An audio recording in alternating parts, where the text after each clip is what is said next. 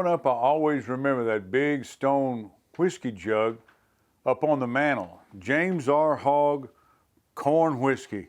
And there was 3 swine munching on a bunch of corn there. I mean, how cool is that? I mean, that's my name on that jug. That's also my great-grandfather, James Robert Hogg. In 1870, James and Aurelia Hogg, along with their son Marion and his wife Marybelle Winslow Hogg, traveled in covered wagon from Indiana to settle in Missouri. Here a young James Robert Hogg began to sell meat from a wagon, and by 1884 he had established a meat market that sold wild turkeys, bear meat, and other wild game. James Robert Hogg, he was a farmer, he was a merchant, businessman, had several meat markets, he was a sheriff, he was a mayor, oh yeah, and he distilled whiskey, married 5 times. Quite the busy man. At the height of his distillery business, he called all the men in one afternoon and said, "Boys, Jim Hogg whiskey is to be sold, not drank." Mr. Hogg's markets, farms, and distillery gave employment to hundreds of Butler County residents. The distillery on the family farm manufactured Jim Hogg's Corn Whiskey.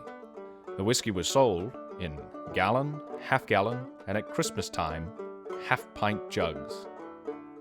Jim Hogg was a generous man, big-hearted man, bigger than life, in fact. Once he gave $200 to pay a permit for the circus that came to town. He didn't care too much for the circus people, but he had a tender heart for the young folks around Poplar Bluff that would have never been able to see the circus. Hogg was a successful, diligent, and trusted businessman. The distillery was abandoned when Prohibition came.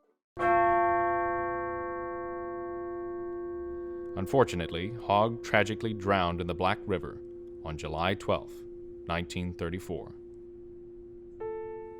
But the music of his time lives on through his great and great-great-grandsons, Jim and James Linden Hogg. My father, T. Med Hogg, who we just lost a few months ago at the age of 99, he gave me the love of these old whiskey jugs, and my namesake, and family history, and even old-time music. And in fact, I've got one of them right here, and there's a lot of history in these old jugs. And no telling what you'd find if you poured it out. Woo!